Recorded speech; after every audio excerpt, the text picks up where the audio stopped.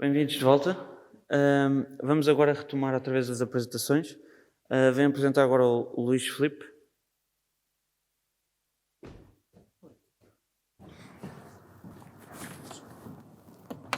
Obrigado. Bom dia a todos. Estou aqui para apresentar o meu projeto, onde nos propusemos a desenvolver uns biocidas sustentáveis para a desinfecção a longo prazo de superfícies no âmbito do Covid. Então, ora bem, Covid-19, já alguém ouviu falar? Com certeza que sim.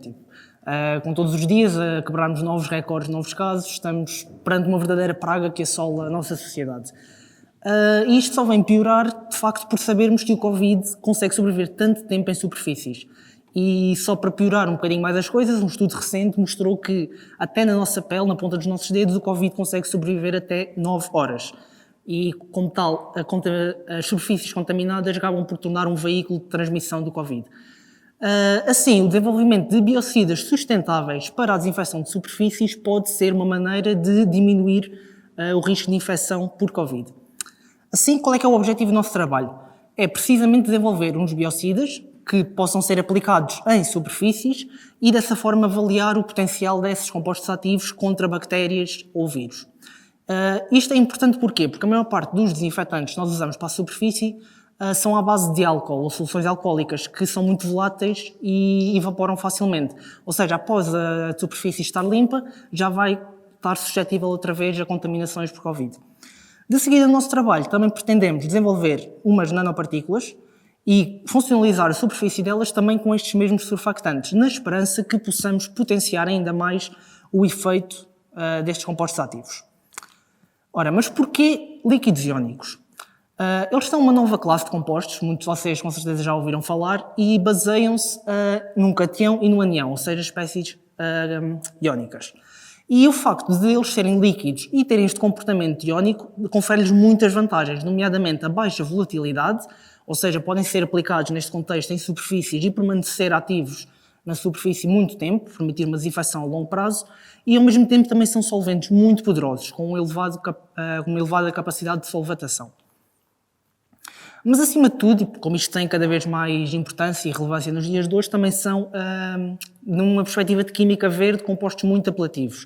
Ou seja, permitem, pelo facto de não serem voláteis, a minimizar o desperdício e aumentar a capacidade que nós temos de fazer química verde. Ora bem, e na indústria já se utiliza líquidos iónicos em muitos aspectos. Eles estão presentes em catálise, são cada vez mais emergentes no mercado farmacêutico para solubilizar fármacos, mas também estão presentes noutros tipos de indústrias e tecnologias, como nas baterias ou nos painéis solares. Como tal, já têm uma eficácia comprovada e são cada vez mais importantes na nossa sociedade. Do outro lado do espectro temos as nanopartículas, que também são uma nova tecnologia que está a emergir cada vez mais. Fazem parte da tecnologia dos materiais, são materiais com estrutura bem definida e é possível, através da química, controlar o tamanho das nanopartículas e elas são muito utilizadas para funcionalizar ou a superfície ou o interior, o que permite que elas sejam editáveis perante o nosso desejo.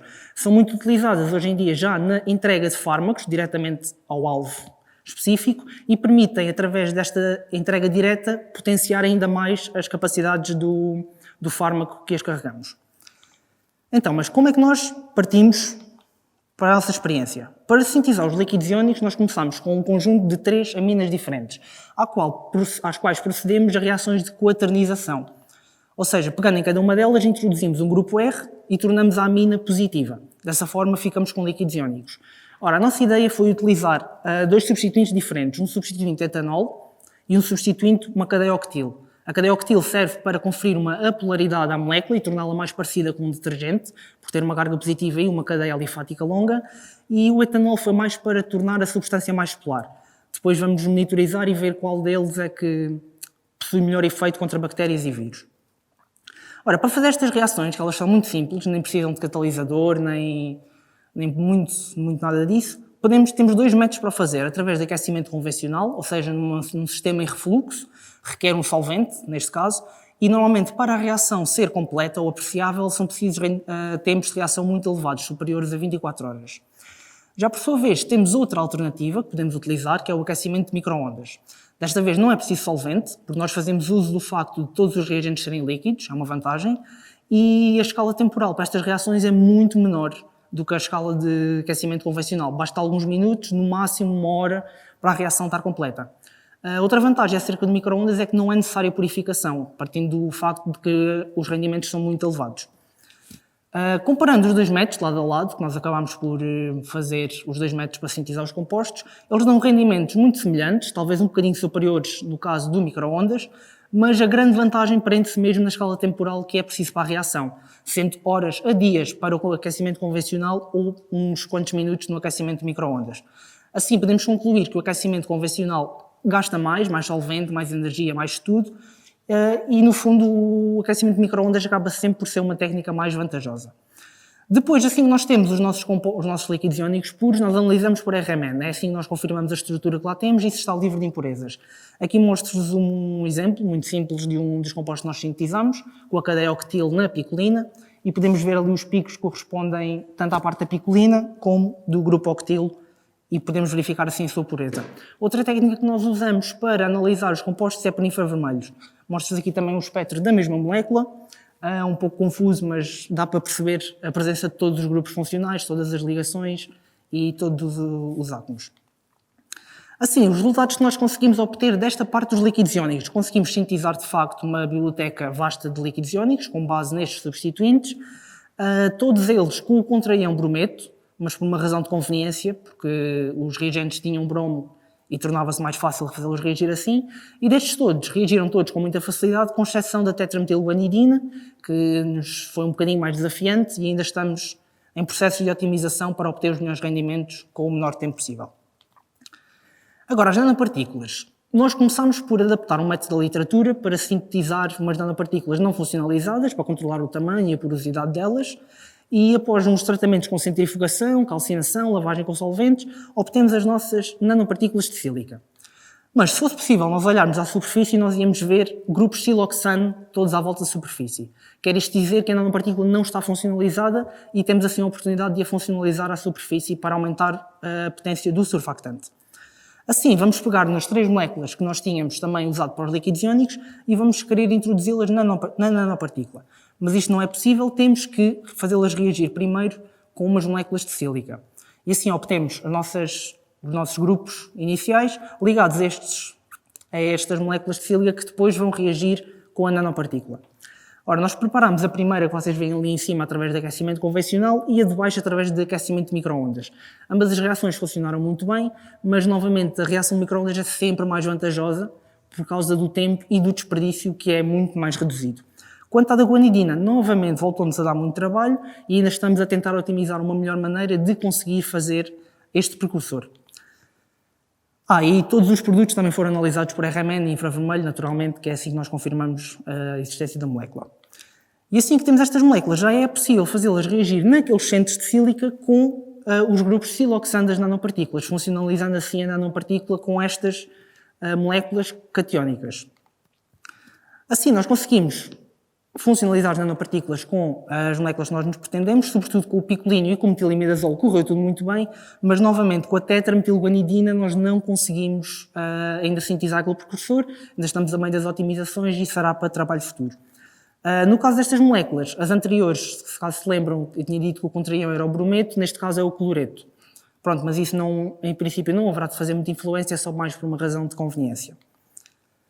E assim, as principais conclusões que nós podemos retirar deste trabalho é que conseguimos aplicar um método fácil e confiável para a síntese de vários líquidos iónicos e vários precursores para as nanopartículas. A principal conclusão do nosso trabalho é que é possível potenciar ainda mais através do micro-ondas as nossas reações, diminuindo o tempo necessário e o desperdício, e esperamos, no fundo, ter conseguido sintetizar precursores bons para a prevenção do Covid-19. Quanto a trabalho futuro, nós temos uma colaboração ativa com a Universidade do Minho, para onde vamos mandar todos os nossos compostos puros e eles vão analisá-los em várias superfícies diferentes, madeira, vidro, plástico, metal, e vão analisar várias bactérias e vírus diferentes e ver como é que os nossos compostos interagem e conseguem de facto matar esses patogénios.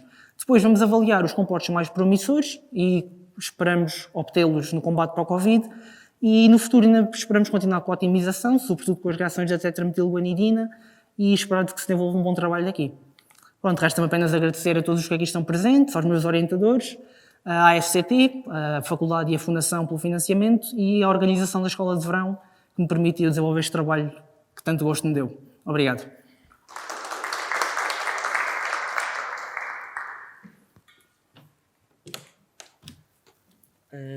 Obrigado pela apresentação, Luís.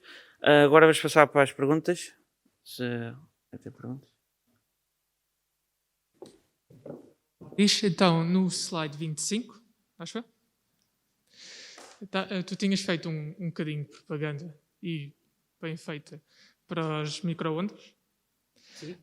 Mas aqui nesta reação mencionas 24 horas a 100 graus. Eu vou assumir que é Sim, é convencional. Porquê? Exato.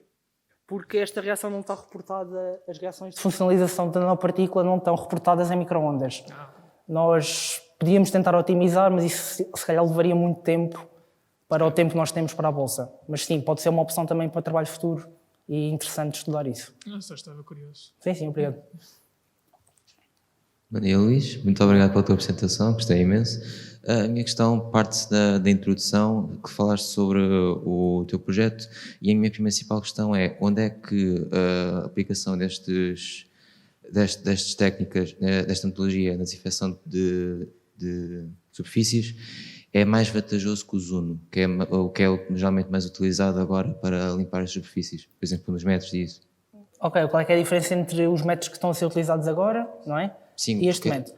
Pronto, basicamente as soluções que nós utilizamos para desinfetar superfícies hoje em dia baseiam-se muito em compostos voláteis, álcool, amónia, por volta disso. Ou seja, que nós aplicamos sobre a superfície, desinfetamos e aquilo fica tudo imaculado. Sim. O problema é que esses compostos ativos vão volatilizar e evaporar rapidamente. Passado 1 minuto ou 2 de termos desinfetado a superfície, ela já não tem nenhum desses compostos ativos e já está suscetível a caírem novos vírus lá para cima ou bactérias e infectar novamente a superfície. Se nós conseguíssemos sintetizar estes líquidos iónicos e, de facto, demonstrar que eles tinham capacidade contra bactérias e vírus, e o facto de eles não serem voláteis, podem ficar absorvidos numa superfície indefinidamente, permitindo assim que qualquer bactéria, vírus que cai lá em cima entre logo em contacto com o líquido iónico e seja imediatamente inutilizado. É mais essa a vantagem. Isto tem bastante contexto, por exemplo, no ambiente hospitalar, onde as coisas têm que ser desinfetadas regularmente. Com o uso destes compostos, se eles já estivessem otimizados e tivessem realmente um excelente efeito, bastaria muito menos desinfecções das superfícies, que se manteriam limpas e estéreis muito mais tempo. A minha questão parte-se porque o Zuno já aguenta 30 dias, já aguenta um mês inteiro, ou seja, só se precisa de reaplicar cada um mês. O que estás aqui a estudar é que se poderia ser durante muito mais do que um mês. Sim, sim. Ok. Mas só depois de alguns estudos mais detalhados acerca do modo de ação deles contra as bactérias é que se poderia tirar bem essas conclusões. Okay. Mas sim, é esse o objetivo. Obrigado. Olá, bom dia. Bom dia. O que é que indicações é que tinhas para escolher este tipo de compostos? Já foi reportado algum tipo de atividade antibacteriana para eles? Isso é uma boa questão. Na realidade, alguns deles sim, já foram sintetizados líquidos iónicos com base nestes precursores. Mas isto também foi um bocadinho à procura de tentativa e erro. Não temos assim nenhuma base que nos indique que eles vão ser bons contra bactérias. É mais só se calhar pela estrutura que nós estamos a criar. O facto de ser uma cadeia alquílica longa com uma carga positiva no outro lado simula bastante um detergente. Ou seja, que à partida conseguirá de facto interagir com a bactéria, com a membrana lipídica das bactérias e dos vírus, desrompê-la e lisá-la. É mais por aí que nós pensamos que eles possam funcionar. Mas aqui no caso das nanopartículas tu perdes essa cadeia alquílica, correto? Porque tens de funcionalizar o azoto com a parte da sílica. Exatamente, mas vai ficar uma carga positiva na mesma à superfície da nanopartícula. E a nossa ideia, o que nós pensamos que possa acontecer é que de facto essa carga positiva consiga interagir na mesma com as membranas lipídicas e desrompê-las de certa forma. Muito obrigada. Não há mais perguntas? Ok. Mais uma vez, obrigado, Luís, pela apresentação. Agora vamos passar para a palestra da convidada, pela doutora Clara Gomes. Ok, ora então, bom dia. Em primeiro lugar, queria agradecer o convite à organização deste simpósio científico da Escola de Verão. Portanto, eu vou falar, os slides são em inglês, mas eu vou falar em português, não é? E, portanto, vou falar de complexos de níquel e de boro que contêm ligandos iminopirrolilo ou alfa-diaminas. Vou falar um bocadinho da síntese, da análise estrutural e depois de algumas aplicações destes compostos em polimerização de etileno, portanto em catálise, e em dispositivos OLED. Então, o que são estes ligandos alfa-dimina e os ligandos iminopirrolil estão aqui representados e são ligandos que formam quelatos, são ligandos azotados e são muito fáceis de preparar simplesmente por reações de condensação. E são exatamente muito versáteis porque podemos facilmente alterar as propriedades estereoquímicas e eletrónicas. E, portanto, podemos coordená-los. Portanto, neste caso temos um ligando neutro, neste caso temos um ligando aniónico que é necessário desprotonar para poder coordenar ao metal.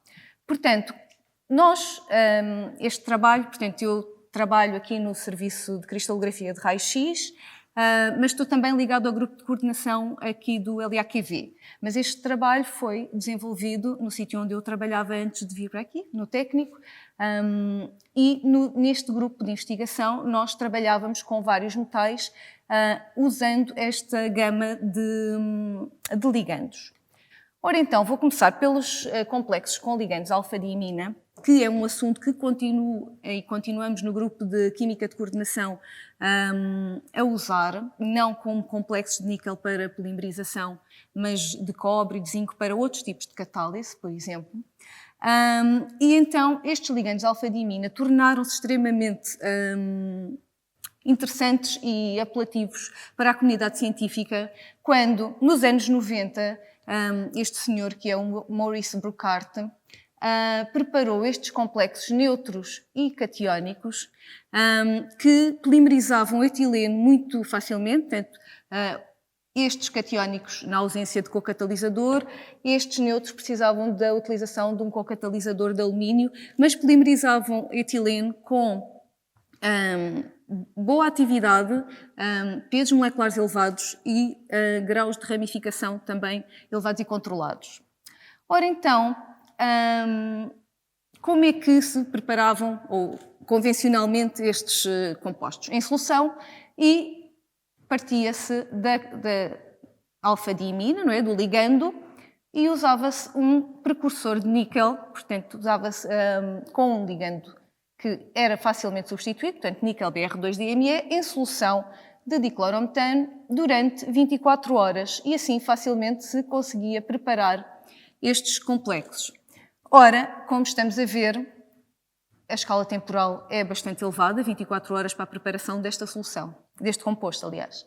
Portanto, a ideia foi passar a usar a mecanoquímica, que, como a Maria Viana já falou na primeira apresentação de hoje, é uma técnica que usa apenas reações no estado sólido por energia mecânica, por moagem. Essa moagem pode ser feita usando um almofariz e um pilão, ou pode ser feita usando um moinho de bolas, neste caso é um moinho de vibração, mas também existem moinhos planetários, que são um bocadinho diferentes. Portanto, neste tipo de reações, geralmente dão-se na ausência total de solvente ou apenas com uma quantidade mínima de solvente, pela qual se chama Liquid Assisted Grinding.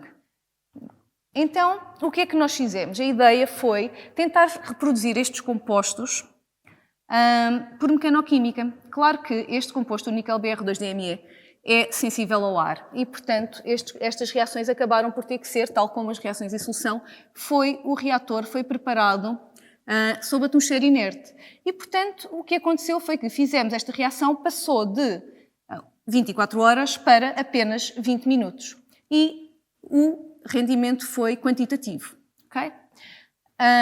Portanto, aqui podem ver as fotos que dá para ver, portanto, na química de coordenação as cores são bastante importantes e é fácil identificar quando temos uma alteração, quando há uma reação. Então, aqui neste caso podem ver claramente, tínhamos dois compostos, amarelo e alaranjado, que passa para castanho. Aqui não se vê tão bem, mas as cores são também bastante diferentes. Este é castanho e este inicial era mais alaranjado.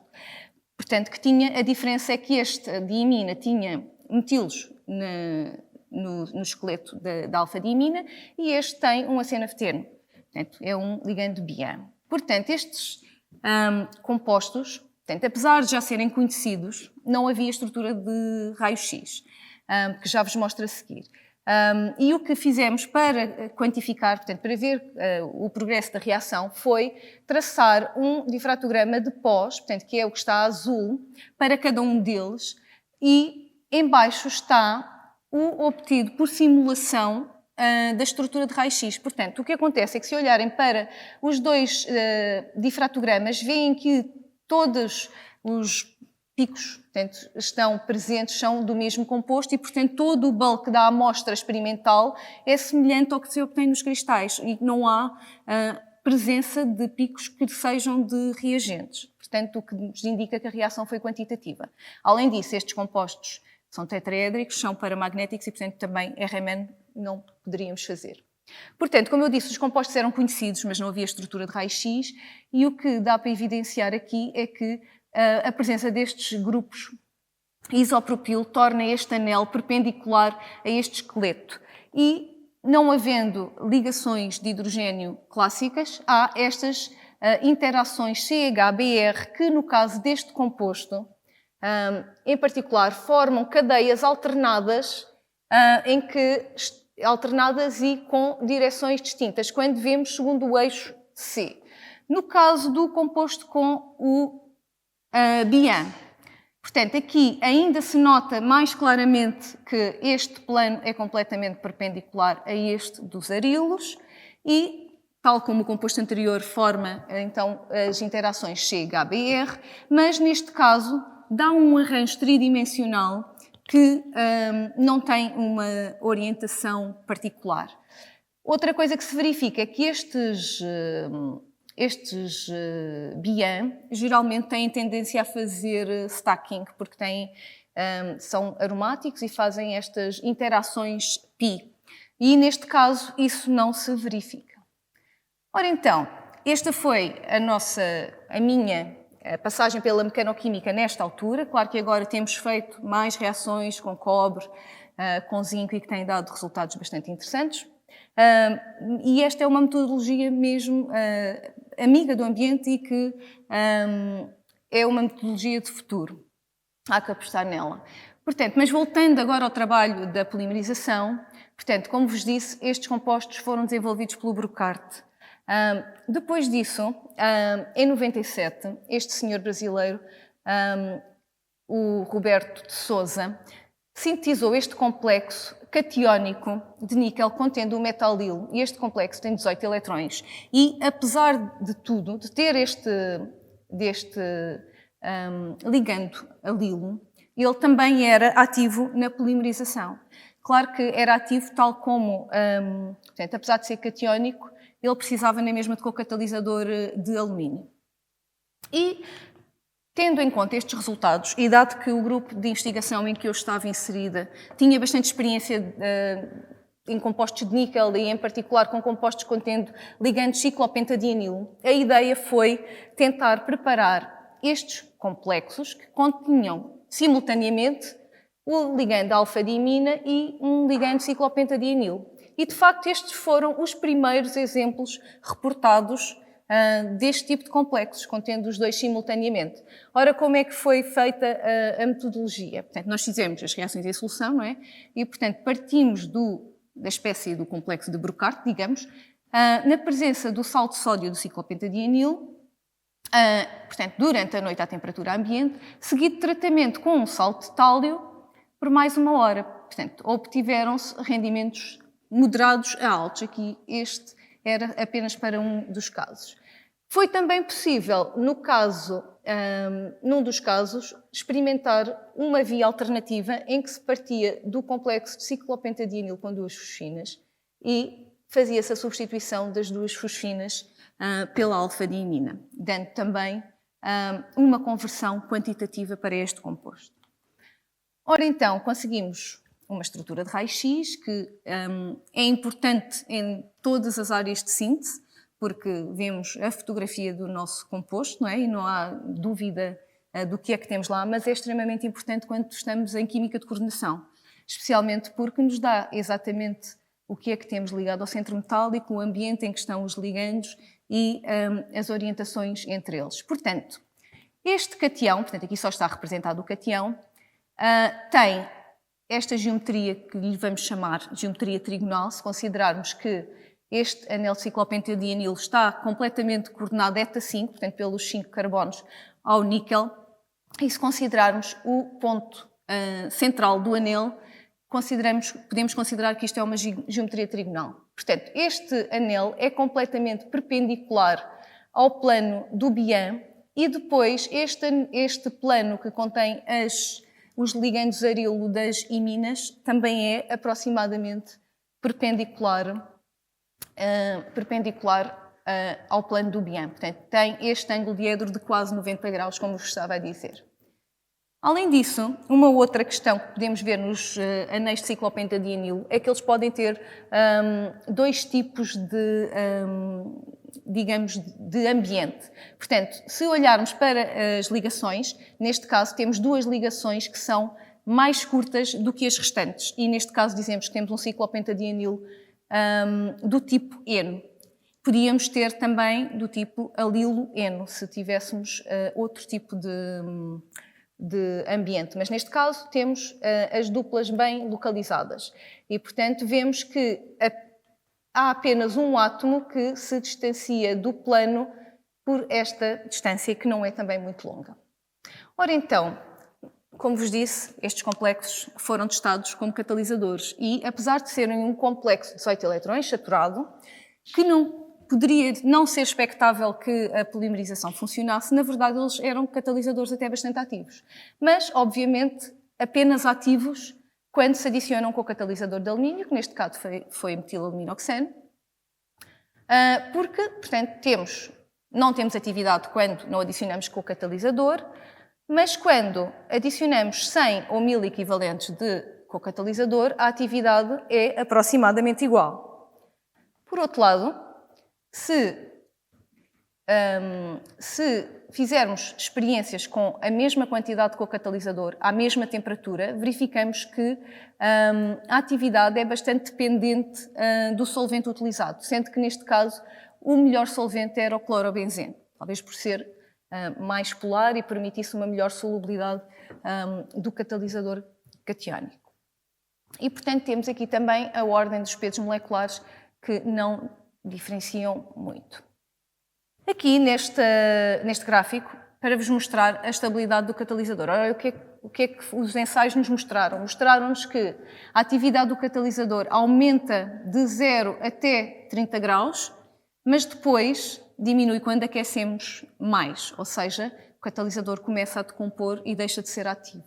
Por outro lado, em relação aos pesos moleculares, o que verificamos é que a baixa temperatura há menor transferência de cadeia na polimerização, enquanto que quando aumentamos a temperatura, a transferência de cadeia e a eliminação beta estão muito favorecidas e, portanto, temos pesos moleculares muito mais baixos.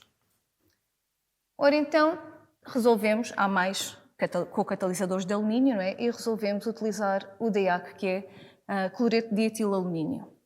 E este catalisador, o que é que nos mostrou? Mostrou-nos que, quando usamos 100 equivalentes de DEAC para o catalisador 12, que era o que tinha os metilos aqui, ele é mais ativo do que quando utilizamos 100, neste em particular. Por outro lado, verificamos que quando usamos 10, ele também é quase igual. Ou seja, então resolvemos fazer experiências em que adicionávamos quantidades equimolares, 2 equivalentes, 3, 4, etc., para ver a atividade. E, portanto, o que nos mostrou foi que, na realidade, este catalisador tinha uma atividade quase exponencial até aos 4 equivalentes e, a partir disso, tornava-se mais ou menos constante. O que é que isso nos levou a fazer? Portanto, aqui é só a parte da reatividade vem a seguir, aqui só mostrar-vos que, neste caso, quando também fizemos ensaios de temperatura e, portanto, a 0 graus temos uma atividade baixa, mas depois, entre 22 e 40 graus, a atividade é bastante mais aceitável. E a 50 graus voltamos a ter decomposição. Portanto, o que é que estes resultados dos 4 equivalentes, portanto, de ser quase tão ativo como com 100 equivalentes, não é? Que é uma diferença substancial. O que é que nos levou a fazer? Portanto, o que decidimos foi tentar testar a reatividade destes compostos com um co-catalisador de alumínio. Tínhamos 2 à escolha, porque ele reagia com os 2 compostos, mas, na verdade, a metilaluminoxano tem uma estrutura que não é muito bem definida, enquanto que o cloreto de etilalumínio tem uma estrutura muito bem definida e, portanto, sabe-se que em solução se encontram dímeros que podem depois dissociar-se, já vos mostro mais à frente, mas a estrutura é bem definida e, portanto, a ideia era tentar fazer reações estequiométricas de forma a tentar, quem sabe, encontrar a espécie que seria cataliticamente ativa. Portanto, a reação foi feita em ortodiclorobenzeno, porque estes compostos não são muito solúveis, portanto, são muito polares e não se dissolvem facilmente, com um equivalente de cloreto de etilalumínio. E, neste caso, obtivemos um espectro, agora temos compostos diamagnéticos, e, portanto, obtivemos um espectro em que tínhamos um grupo etilo ligado a um metal. Isso poderia ter sido indicativo de que, efetivamente, tínhamos uma espécie cataliticamente ativa, porque nestes mecanismos de polimerização, habitualmente, o passo inicial para se começar a polimerização é a alquilação do centro metálico.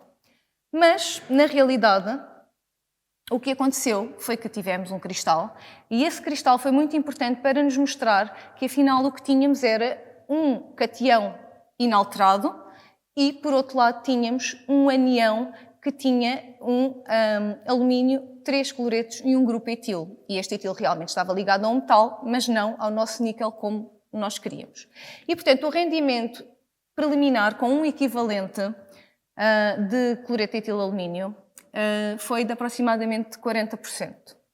E, portanto, resolvemos tentar fazer a reação com 4 equivalentes, que era o máximo, se lembram, da atividade que nós conseguíamos com aquelas quantidades. E, nesse caso, obtivemos exatamente a mesma coisa, mas o rendimento melhorou substancialmente para cerca de 70%. Depois tentámos, obviamente, a mesma reação com o outro complexo contendo o BIAN.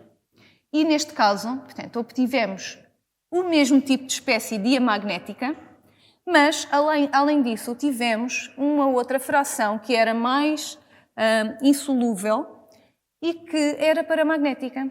E era este cluster que tem 3 unidades alfa-diimina, 3 níqueis e 5 cloretos em ponte, com um anião tetracloreto de alumínio. Portanto, o que nos permitiu, o composto era paramagnético, o que nos permitiu saber a sua estrutura foi exatamente uma estrutura de raio-x, que nos mostra exatamente aqui o cluster central e os 3 ligandos.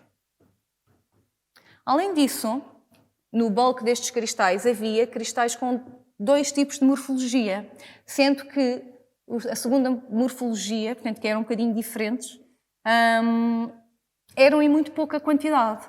No entanto, eu testei esse mesmo cristal e o que se pôde determinar é que tínhamos um complexo pentacoordenado de níquel com 2 ligandos alfa-diimina e um cloreto. Continuávamos a ter o mesmo anião. Ora, neste caso, este complexo pentacoordenado, como devem saber, podem ter 2 tipos de geometria que podemos determinar pelo parâmetro tau. E, portanto, pode ser uma bipirâmide trigonal, se este valor for perto ou igual a 1, ou uma pirâmide de base quadrangular. Neste caso, os valores que obtivemos, portanto, foram mais próximos de 0, portanto, e aqui pela imagem também se consegue ver que o que poderíamos desenhar aqui era uma pirâmide de base quadrangular. Ora, então, vamos ver como é que a proposta que nós fizemos para o aparecimento destes compostos. Ora, então, como vos disse, o cloreto de etilalumínio em solução tem dímeros e pode ter estas 3 formas de dissociação ou desmutação. Okay? Portanto, pode ser simétrico ou pode ser assimétrico, formando as espécies que estão para cada lado dos traços vermelhos. Ora, então, quando temos estas desmutações, podemos ter todas estas espécies em solução, portanto, no meio reacional. seja, se nós considerarmos que as espécies estão no meio reacional, elas podem efetivamente reagir umas com as outras e formar, então, portanto, se este anião reagir com mais um cloreto de etilalumínio, pode perfeitamente formar o nosso anião inicial, que foi a tal surpresa para nós. Por outro lado, o nosso composto inicial, que tinha um anião PF6 em solução, também se pode dissociar em o PF6, em PF5 e um F-. Ora, se nós somarmos os vários membros da nossa equação, portanto, todas as espécies que poderíamos ter em solução, chegamos à conclusão que um complexo de ciclopentadienil alfa-diimina precisa de 3 equivalentes de cloreto de etilalumínio para formar esta espécie e havendo estes subprodutos em reação. E por isso é normal que o rendimento tivesse sido mais baixo na primeira reação e melhor quando se usaram os 4 equivalentes. E o mesmo vamos ver mais à frente para a catálise. Ora então, qual é a proposta para a formação deste? Portanto, o que acontece é que quando nós temos estas espécies em solução, o composto depois de estar formado, neste caso, 3 deles podem reagir entre si e formar o tal cluster com o anião AlCl4-. E este cluster é, na verdade, nada mais nada menos que um equilíbrio entre 2 complexos originais, digamos, de Brocarte e o cation que nós encontramos em solução naqueles cristais que eram em quantidade muito pequena, ok? Portanto, ou melhor, depois de reagir com algum ligando que haja em solução. Portanto, porque isto era mesmo só vestigial, era um subproduto. E, portanto, podemos ter uma justificação para a formação dessa espécie. Ora, o que é que fizemos depois? Fomos ver se, depois disto tudo, desta mudança e de termos estes aniões diferentes, se mesmo assim conseguíamos ter um complexo ativo ou não. Ora, então, fizemos uns testes, portanto, este é o complexo 15, foi para o qual fizemos mais ensaios, foram os ensaios preliminares, e, portanto, a primeira vez usámos logo 1000 equivalentes para ver se dava ou não. E, na verdade, tivemos uma boa quantidade de polímero. Depois, o que é que fomos averiguar? O complexo precursor deste reagia logo com 4 equivalentes, certo? Portanto, íamos ver com quantos reagia o nosso, se ele era ativo. Portanto, no nosso caso, ele precisou apenas de 2 equivalentes para já dar alguma atividade. Mas ele sozinho, portanto, com os testes de branco, ele sozinho não polimeriza, continua a precisar do co-catalisador de alumínio. Por outro lado, testámos o cluster e, neste caso, a atividade é muito superior. O que é que determinamos também? Portanto, nos polímeros, há formas de determinar o grau de ramificação desses mesmos polímeros. E, portanto, nós determinamos o número de ramificações que tinha por 1000 carbonos e, depois disso, conseguimos determinar o tipo de ramificações que tem. Portanto, vemos que este primeiro, que é o menos ramificado, só tem grupos metilo e butilo, enquanto que este último, que é o do cluster, tem todos estes tipos de grupos e é muito mais ramificado. Isto também é completamente notório quando olhamos para as propriedades dos polímeros. Portanto, quando olhamos para o peso molecular, portanto, este tem um peso molecular muito mais baixo e, além disso, bastava olhar para ele, enquanto que estes primeiros eram pós, este era uma goma. E esta goma, como se vê, tem uma cristalinidade muito menor e tem um primeiro ponto de fusão logo a 20 graus e depois uma segunda temperatura de fusão. Bem, esta segunda temperatura é mais ou menos característica destes polímeros com este grau de ramificação. Então, finalmente, o mecanismo, portanto, este é um mecanismo já aceite, é muito semelhante ao mecanismo proposto inicialmente pelo Brocarte. A única coisa que tem é a nossa proposta para é que, partindo da nossa reação, nosso composto que tem o ciclopentadienil, como é que nós conseguimos que haja polimerização? Portanto, uma vez conseguimos isolar todas aquelas espécies intermédias, o que nos indica é que primeiro formamos então a espécie com o tricloreto de alumínio com o grupo etilo. Depois, as espécies reagem entre si e formam o cluster, que pode estar em equilíbrio com todas estas espécies. E depois, na presença de mais co-catalisador e na presença de etileno, há então a abstração portanto, o meio vai ser acídico, vai haver abstração do ciclopentadienil e vai haver alquilação do centro metálico e coordenação de uma nova molécula de etileno na posição livre.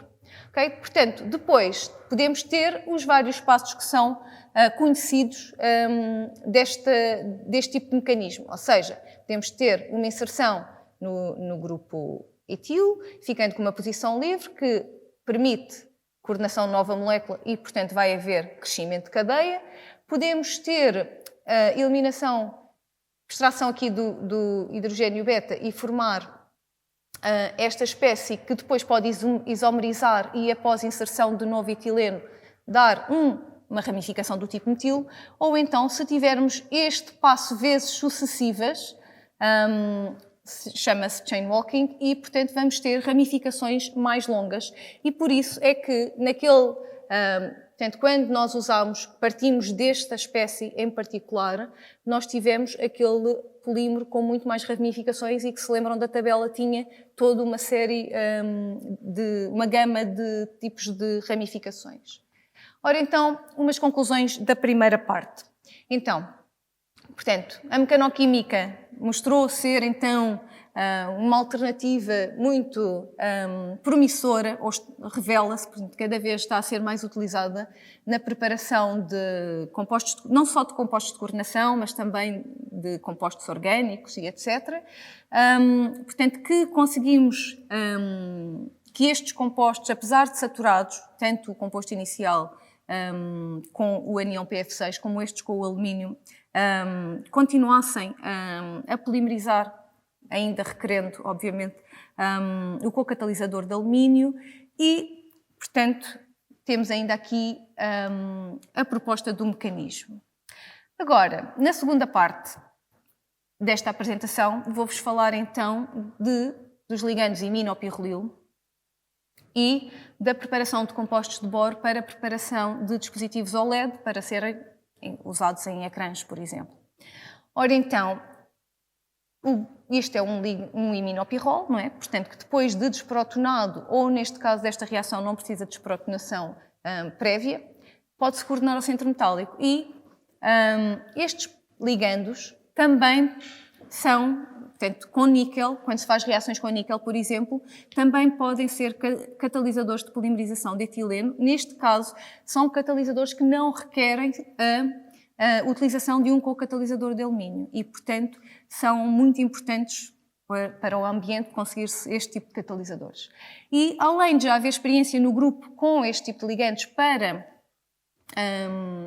a polimerização e para outros tipos de complexos, a parte da fluorescência começou com a minha preparação de complexos de zinco que foram fluorescentes, mas na realidade eram fluorescentes, mas eram pouco fluorescentes e muito instáveis, portanto reprotonavam com facilidade e tinham rendimentos quânticos muito baixos e, portanto, não eram muito úteis. E, portanto, havia a preocupação de se conseguir arranjar alternativas, portanto, além das orgânicas, neste caso de coordenação, de materiais que fossem mais baratos e que não fossem dispendiosos, como os compostos de irídio, por exemplo, que eram muito utilizados. E então a ideia foi usar boro, que era barato, e que podíamos preparar compostos tetraédricos que seriam estáveis. E, portanto, após a reação de condensação e da formação do ligando, o que se fez foi reagiu-se com B-fenil-3 e, portanto, temos uma reação em tolueno em refluxo durante a noite e obtemos então este composto tetraédrico, tendo o ligando quelante e os dois fenilos. Portanto, há abstração de benzeno. Neste caso, não precisamos da desprotonação prévia. E, neste caso, estes compostos, alguns deles são fáceis de cristalizar, já vos falo mais à frente. O que nos mostrou foi que conseguimos a estrutura de raio-x, né? Portanto, tínhamos espectro de Bohr, o espectro de próton, etc., sendo que no espectro de próton, em relação ao ligando, a maior diferença é que, efetivamente, não se vê o NH. E com esta estrutura, o que conseguimos ver era que esta estrutura tinha um ângulo diedro entre este plano, portanto, temos estes carbonos sp2 que fazem um plano, não é? E este plano do anel faz um ângulo de 47 graus, aproximadamente. Este composto, efetivamente, era fluorescente. Portanto, foram feitos. Era fluorescente, portanto, a ver a solução, que é amarelita, e, portanto, quando irradiada, dá uma cor azul. E, portanto, o que se viu é que esta fluorescência era devida a uma transferência de carga intraligando. E foram feitos cálculos, e os cálculos têm sido bastante importantes sempre neste trabalho, cálculos de DFT e TDDFT, em que nos mostraram a estrutura otimizada do estado fundamental e depois do estado excitado, a geometria do estado excitado. E o que é que nós conseguimos ver? Conseguimos ver que, portanto, aqui tem a distância das ligações, portanto, esta geometria otimizada foi otimizada a partir das coordenadas da estrutura de raio-x e, na realidade, estes valores estão muito de acordo com o que se observa experimentalmente. E aqui, pronto, tem um ângulo que é um bocadinho mais baixo, na realidade, depois de otimizada. Que lá tínhamos 47 e aqui estão 29. Mas o que acontece é que, quando estamos no estado excitado, há uma planarização do ligando, portanto, há como que uma rotação, uma tendência para a planaridade deste grupo fenil com este plano, e isso vai fazer com que haja uma extensão da deslocalização π, portanto, vai ficar estendida e, portanto, é isso que nos vai originar a nossa fluorescência, não é? Portanto, o que é que foi a ideia? Uma vez que conseguimos fazer este composto, a ideia era obter compostos, portanto, na altura era importante conseguir compostos azuis, vermelhos também não era muito fácil, os azuis não eram muito estáveis, e a ideia era conseguir, de alguma forma, fazer um tuning das cores que conseguíamos obter, mudando grupos na estrutura dos compostos. Então, pensámos em várias aproximações. Esta primeira aproximação teve em conta o tuning, portanto, alterações a nível estereoquímico e eletrónico.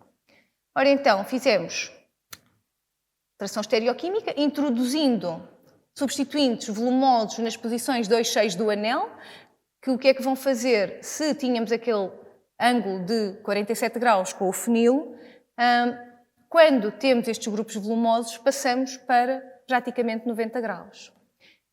Portanto, ou seja, impedimento estereoquímico à volta desta rotação, a rotação à volta desta ligação, e reduz a conjugação π. Por outro lado, a parte da eletrónica, portanto, pondo substituintes eletrodoadores ou eletrotratores nestas posições do anel para tentar alterar as propriedades dos compostos. Ora, e fizemos então a síntese, portanto, um método de síntese semelhante, muito simples, e utilizámos vários substituintes. Portanto, temos o fenil, não é? Portanto, pentafluorofenil, temos metoxi, nitrociano, etc. E o que é que conseguimos ver? Que os grupos, quando tínhamos então os grupos volumosos, ele não emitia nada, quer fosse metil, quer fosse isopropil. Depois, quando temos, portanto, as cores, não dá para ver muito bem, mas são azul até azul esverdeado, e, portanto, se tivéssemos doadores, os rendimentos são mais baixos, mas aproximamos um bocadinho mais do verde, e aqui, neste caso, com os atratores, temos até um rendimento de 71%. E, portanto, isto permitiu-nos aumentar, portanto, não variou muito a zona em que conseguíamos ter a emissão, mas conseguiu fazer alterações de rendimento quântico. E com isto, portanto, obviamente que foram feitos cálculos e etc., não é? Mas aqui vou-vos mostrar mais esta parte do que é que conseguimos em termos das várias aproximações. Depois, a nossa segunda aproximação foi usar um espaçador e fazer compostos multinucleares, portanto, a maioria deles binucleares. E então, o que é que isto ia provocar? Uma extensão da conjugação pi. Portanto, porque os espaçadores que íamos pôr iam ser espaçadores aromáticos, não é? Não iam ser alifáticos. E então, portanto, a condensação, neste caso, portanto, aqui tem N, porque nós fizemos um com portanto, fizemos um composto trinuclear e, portanto, temos o nosso espaçador e que usamos vários isómeros. Depois usamos com 2-bifenilo, 1,5-naftil, amina, 2,6, antracenil e este de 3 metros. E quando fizemos a síntese, portanto, a mesma metodologia, o que é que obtivemos em termos de compostos e de rendimentos? Portanto, neste caso, em que temos o orto, este não se conseguiu isolar, decompunha-se. Depois, os rendimentos passaram para rendimentos bons, portanto, 73%, 81%, com o bifenil 86%, 77%, 72% e este com o antraceno, talvez porque era um composto muito insolúvel e foi muito difícil de... Portanto, a reação não era completa e era bastante difícil depois de purificar. O rendimento foi mais baixo e este trinuclear também com rendimento bastante bom. Estes compostos, na realidade, com os binucleares, são muito difíceis, são muito amorfos, muito difíceis de cristalizar. E neste caso, apenas conseguimos cristalizar este que tem um fenil como espaçador. Conseguimos cristalizá-lo 2 vezes, ora com como solvato de diclorometano e como solvato de hexano, sendo que, em ambos os casos, o ângulo de torção aqui entre o anel e esta parte do esqueleto planar continuava a ser nos 47 graus, mais ou menos. Então vamos analisar agora as diferenças entre os vários compostos. Portanto, estes 2 compostos são isómeros, não é? Porque têm o mesmo espaçador, a diferença é a posição onde ele liga no anel. E o que é que conseguimos observar? Portanto, temos a absorção e a emissão para os 2. Portanto, o que vemos é que quando temos o para, as substituições em para, portanto, o que vemos é que temos um rendimento quântico, portanto, aqui é verde, aqui é azul, e o rendimento quântico é bastante superior. O que é que nos dizem os cálculos acerca disso? Mostram-nos que no estado fundamental os ângulos de torção não são substancialmente diferentes, mas quando passamos para o estado excitado em que os anéis tendem a planarizar, este tem valores, aqui não se vê, está muito pequenino, portanto tem 1 de 5, portanto só há planarização de um dos lados, do outro fica com o mesmo ângulo de 26 graus, enquanto que este fica planar nos 2 lados e, portanto, há então a tal extensão da conjugação que permite que tenha o rendimento quântico maior. Agora, em relação a estes compostos que têm extensão da conjugação, portanto, quando temos o bifenilo, temos 64%, portanto, estes 2 são bastante parecidos, e este do antraceno baixa bastante o rendimento. Portanto, nós vemos que vamos até ao laranja, amarelo, um bocadinho alaranjado, mas aqui o rendimento quântico baixa bastante. E mais uma vez, em relação aos... Em relação aqui à parte dos cálculos, mais uma vez vemos que estes 2, que têm os rendimentos mais altos, têm valores mais baixos para estes ângulos entre o espaçador e o anel. E, finalmente, nestes 2 exemplos, portanto, a espécie trinuclear e este 5-naftil, portanto, este tem efetivamente um rendimento quântico muito baixo. E a que é que isso se deve? No caso da espécie trinuclear, o que vemos é que, apesar de termos os 3 anéis, apenas um tende para a planaridade. E, portanto, isto vai nos dar valores de rendimento quântico aproximadamente ao do composto mononuclear que tínhamos, o primeiro que foi feito, que vos mostrei. E neste caso, do naftil, portanto, temos ângulos de aproximadamente 50 e passamos Portanto, eles decrescem um pouco, mas continua a haver uma grande torção. Okay? Portanto, estas são as cores que nós conseguimos obter alterando os espaçadores. Portanto, e depois fizemos uma terceira aproximação. Esta terceira aproximação foi fazer a fusão de um fragmento na ligação 4,5 do pirrol. Neste caso, um anel de fenantreno. E, de facto, preparámos estes compostos portanto, com o fenil e com o isopropil e preparámos também a espécie binuclear. Portanto, conseguimos uma estrutura de raio-x para o fenil, aqui o ângulo é ligeiramente mais baixo. E, de facto, neste caso, dá cores muito diferentes. Portanto, este em que o anel vai estar perpendicular, como vos tinha falado anteriormente, portanto, e que, quando tínhamos apenas o pirrol, não era emissivo sequer, o facto de ter este fenantreno fundido no anel do pirrol faz com que o rendimento passe para 31.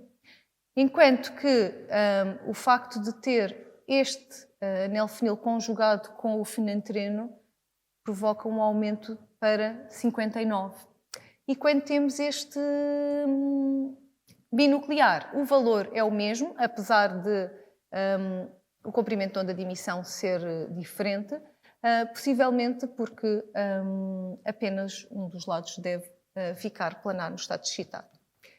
E, portanto, depois disso, o que fizemos foi preparar então os dispositivos. Portanto, este é o esquema de um dispositivo OLED. Portanto, temos uma tira de vidro com uma camada de ITO e depois é depositado por spin coating este polímero condutor que está misturado com um dopante e depois temos a nossa camada. Portanto, este material luminescente são estes nossos compostos, estes compostos que vos mostrei anteriormente.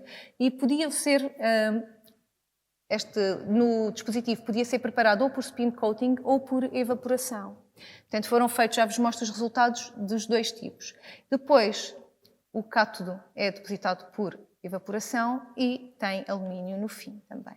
Portanto, e depois ligam-se os polos e o que observamos aqui, portanto, para o nosso composto mais pequenino, portanto, isto é o espectro azul em solução, depois a vermelho em filme e a verde o da eletroluminescência. Portanto, que este era um espectro assim mais feinho e que tinha um ligeiro desvio em relação ao que se observava em solução e em filme.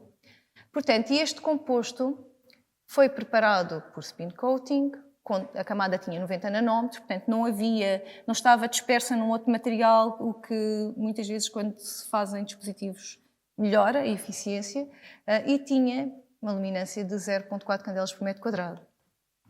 Quando passamos para o composto binuclear com o fenil como espaçador, portanto aqui vemos que já temos uns espectros mais, portanto o espectro eletroluminescente é mais perfeito. Aqui temos o LED que conseguimos fotografar, o pixel, e portanto temos uma camada de 60 nanómetros por spin coating e com cálcio, e neste caso a luminância foi bastante melhor.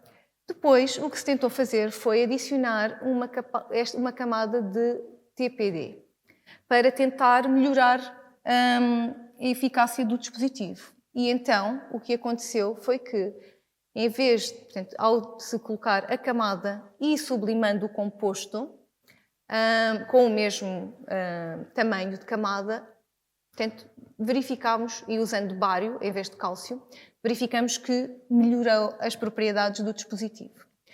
Foram ainda testado, apresento-vos só mais este, que tem o bifenil como espaçador. Neste caso, tanto em filme como em eletroluminescência, vê-se um maior desvio aqui do espectro em solução. Portanto, pode significar que forma agregados quando está a ser sublimado. Portanto, o LED é verde e, portanto, aqui temos com a camada de 50 nanómetros por spin coating em cálcio 844, quando passamos para bário, nas mesmas condições, para 2000, quando sublimamos com bário, aumenta mais um pouco, e se pusermos a camada de TPD, passa para quase 4.000 canelas por metro quadrado.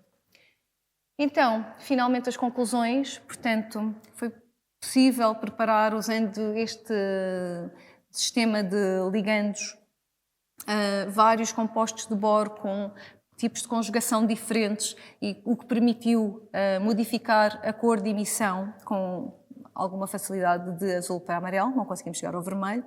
Portanto, os cálculos de DFT e TD-DFT foram muito importantes para ajudar à compreensão deste trabalho, e foram então preparados dispositivos não dopados usando estes compostos e que exibiram, apesar de serem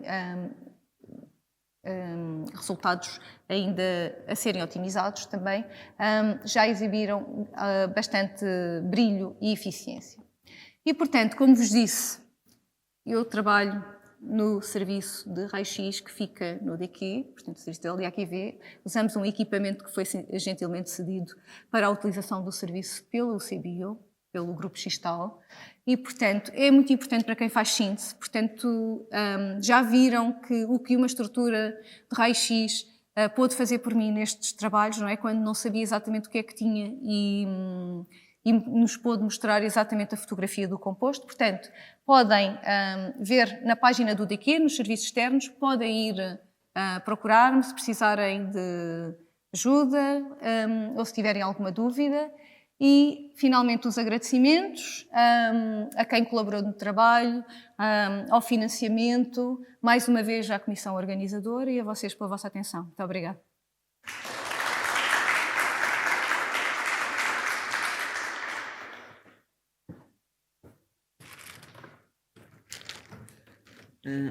Alguém tem alguma dúvida? Fazer perguntas? Pronto. Mais uma vez, obrigado pela apresentação. Obrigada eu. E pelo seu tempo. Agora vamos ao intervalo do almoço e voltamos à 1h40. Obrigado.